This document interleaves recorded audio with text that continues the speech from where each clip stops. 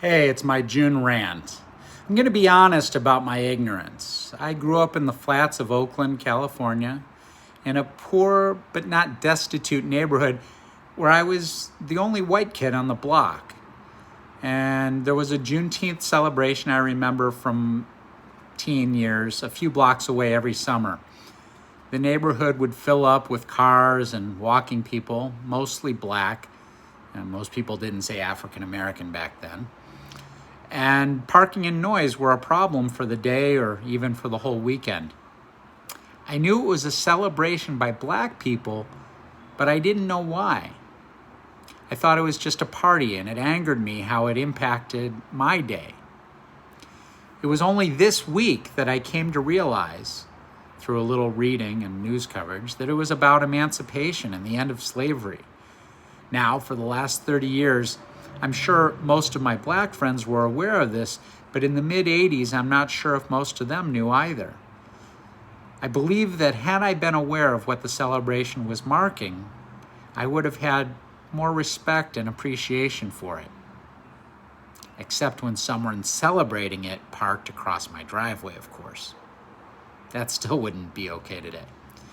But all kidding aside, it is an important day for America.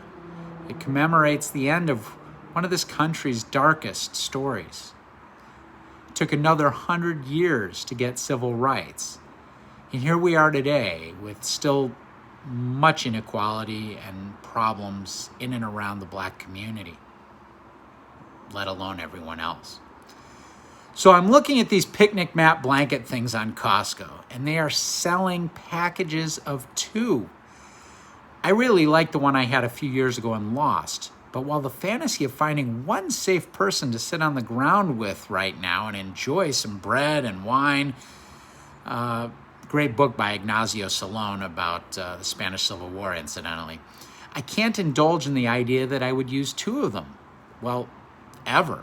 So if someone would like to split this order with me, let me know. Now I'm trying to prove myself wrong about not having a green thumb. Both my parents were and are avid plant people and gardeners, and me, I decided I didn't like dirt anymore after about age 12. But here in isolation, I've tried to turn my balcony into the Garden of Eden. Sands, trees, apple trees, snakes, and most notably an Eve. Most of my plant purchases are doing fine, if not thriving. I had to do an emergency transplant on some dahlias this morning. They've been failing rapidly, and I decided to give them a chance in a larger pot with fresh soil. I don't have much hope, but the ICUs are all near capacity with the fake COVID-19, so my home remedy will be its last chance. Speaking of no Eve, I know lots of you out there are hooking up regularly, trusting that the odds here are better than Russian roulette. Many have tried limiting the risk by having a COVID boyfriend or girlfriend to limit that risk even further. But many of those live separately and so are still a risk because we know that everyone is trusting 1 or 2 people. Not saying they're kissing them, but being around, sharing the air with someone creates some risk of transmission. And all it takes is for one of those people to have trusted someone who trusted someone who trusted someone. So what's the solution for a risk-averse, safe individual? What about if someone is also immunocompromised?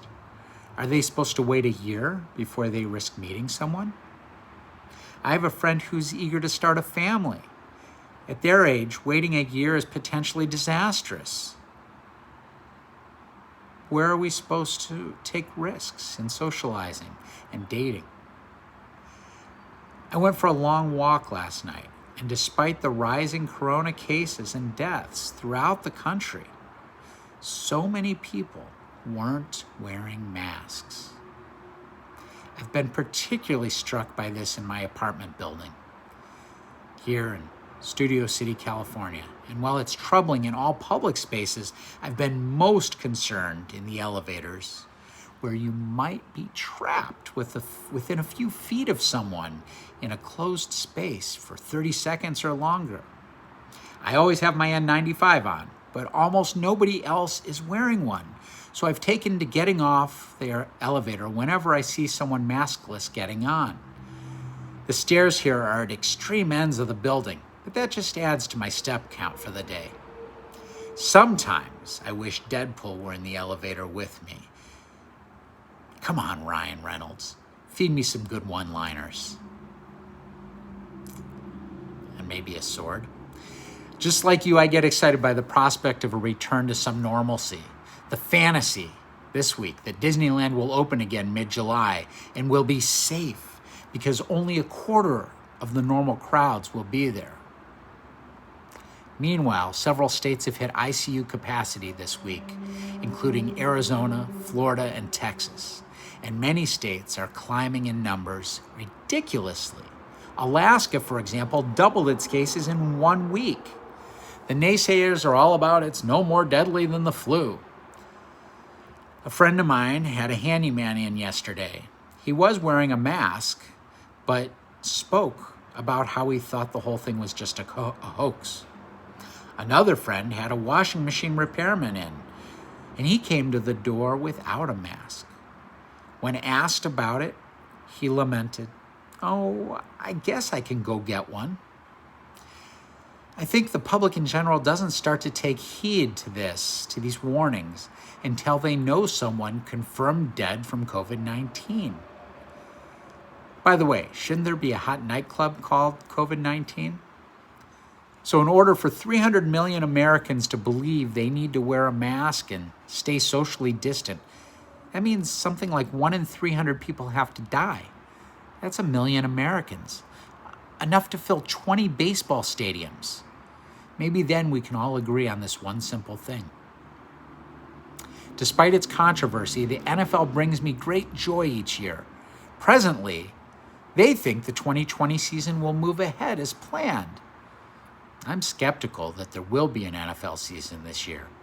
I'm also skeptical that despite being given an extra year to finish construction, that the new Rams and Chargers stadium is ready for a season of football. What a scam. I've taken precautions, though. I've pre-ordered Madden 21. I can sim the season and watch each week for a lot less than the cost of Sunday ticket from DirecTV.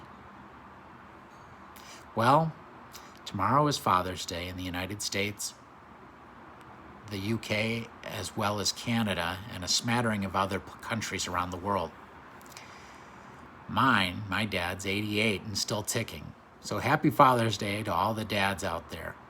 I hope you get a chance to safely distance with your dad or even give him a hug. Thanks for tuning in. Have a good day.